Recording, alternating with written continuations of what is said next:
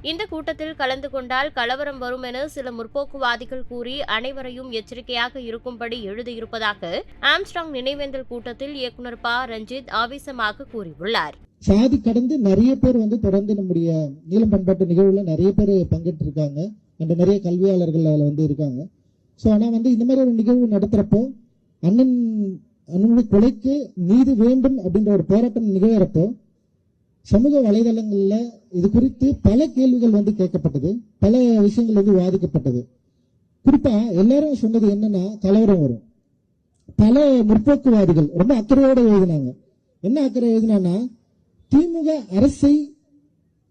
அரசின் மீது குற்றங்கள் நிகழ்த்துவதற்கு, அதாவது குற்றம் சாட்டுவதற்கு இந்த நிகழ்வு காரணமாக அமைந்துவிடக் கூடாது. இந்த நிகழ்வில் கலவரத்தை உண்டு பண்ணுவதற்கு வாய்ப்பு இருக்கிறது. ஆனால் கலவரம் வரும். இந்த நிகழ்வில் கலவரம் வரும். ஆனால் எச்சரிக்கையா இருங்கள். இது ஏன் எழுதணும்னு எனக்கு தெரியல. இந்த கலவரம் வரும் அப்படின்ற எச்சரிக்கை உணர்வு இந்த நிகழ்வுல யாரும் போய் கலந்துக்க கூடாது அப்படின்ற ஒரு எண்ணத்தில் எழுதப்பட்டதா அப்படின்ற ஒரு கேள்வி நமக்கு ரொம்ப ஈஸியாவே வந்தது ஆக்சுவலி. ஸோ அப்படி இருக்கிறப்பதான் நம்ம இந்த நிகழ்வை நடத்துறப்போ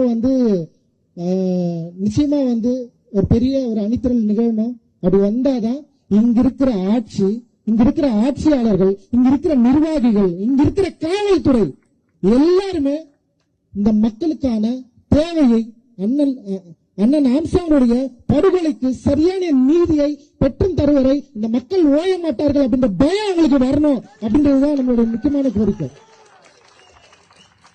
பயம் இல்லைன்னா அவங்க நம்மளை விமர்சிக்கவே மாட்டாங்க. ஃபர்ஸ்ட் பயம் இருக்கிறதுனால தான் தொடர்ந்து நம்மள ஏதாவது டீகோட் பண்ணிட்டே இருக்கிறாங்க.